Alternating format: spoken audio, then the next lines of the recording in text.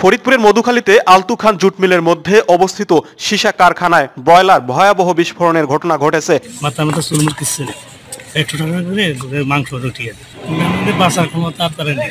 তবে সেখানে প্রবেশ করতে দেওয়া হয়নি কাউকে। বিষয়টি ধামাচাপা দেওয়ার চেষ্টাও চলছে। আশপাশের বাসিন্দারা জানান, জুট মিলের ভেতরে ব্যাটারি কারখানা থেকে বড় ধরনের আওয়াজ পান তারা, একই সাথে ধোঁয়া দেখতে পান। তবে ভেতরে প্রবেশ না করার কারণে জানতে পারেনি কি হয়েছে সেখানে।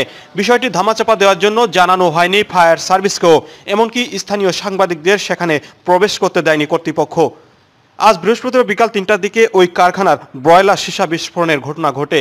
এতে ৩ জন শ্রমিক গুরুতর দগ্ধ হয়েছেন বলে ফরিদপুর মেডিকেল কলেজ হাসপাতালের চিকিৎসক জানিয়েছেন। তাদের উন্নত চিকিৎসার জন্য ঢাকা মেডিকেলে প্রেরণ করা হয়েছে। আহতদের মধ্যে রয়েছেন উপজেলার বনমালীদিয়া গ্রামের শুকুর সর্দারের পুত্র মোহাম্মদ শাহাবুদ্দিন সর্দার, বোয়ালিয়া গ্রামের মৃত রতন শেখের পুত্র মোহাম্মদ ফারুক শেখ, চাঁদপুর গ্রামের কামরুল শেখের পুত্র বিপ্লব। এদের মধ্যে মোহাম্মদ ফারুক শেখের শরীরের ৭৫% ও বিপ্লবের ৬৫% পুড়ে গেছে বলে ফরিদপুর মেডিকেল কলেজ হাসপাতালের সার্জারি বিভাগের চিকিৎসক মোহাম্মদ আকাশ হোসেন নিশ্চিত করেছেন।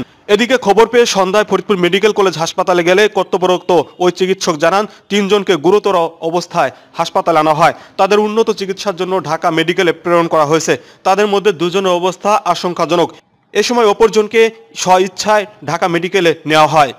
হাসপাতালে ভর্তির তালিকায় আহতদের দেওয়া নাম্বারে ফোন দিলে আলমগীর হোসেন নামে এক ব্যক্তি ফোন রিসিভ করেন। তিনি আলতু খান জুট মিলের এজিএম পরিচয় দিয়ে বলেন, আপনারা কি বলেন, কি আবল তাবল শুনেছেন, ওইখানে কোনো বিস্ফোরণের ঘটনা ঘটেনি, একথা বলেই ফোন কেটে দেন।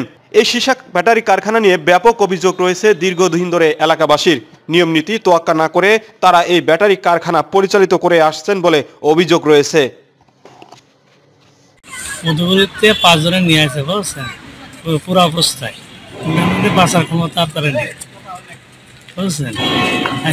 আসে তারা তাকে কেমন প্রভাব পড়ছে?